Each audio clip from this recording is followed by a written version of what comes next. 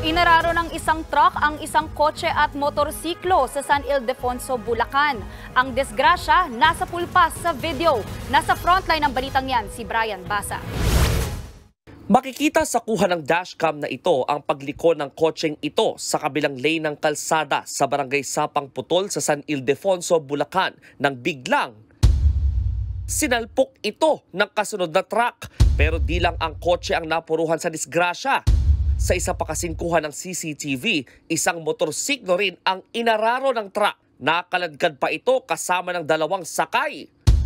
Dahil sa tindi ng tinamong sugat, nakaratay ngayon sa ospital ang magkaangkas na sina Benedicto Tolio at Jenny Esclamado. Sugatan ang kaliwang binti ni Jenny, habang si Benedict kinailangan pang salinan ng dugo dahil sa tama sa kanyang kidney.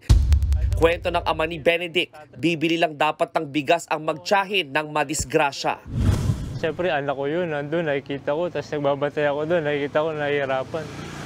Kahit naman sigurong sinong tatay, maiiyak kung makita mo yung sitwasyon ng anak mo, gano'n, di ba?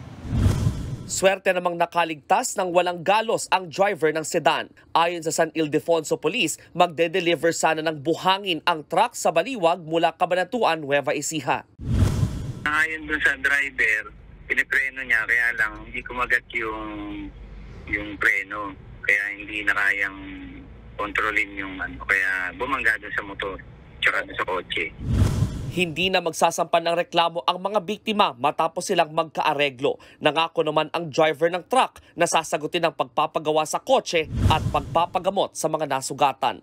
Nagbabalita mula sa Frontline, Brian Basa, News 5. Mga kapatid, Maui David po. Simula ng inyong araw na may alam at may pakialam sa mga may init at umaaksyong balita sa bansa. Para maging una sa balitaan, mag-subscribe at mag-follow sa social media pages ng News 5.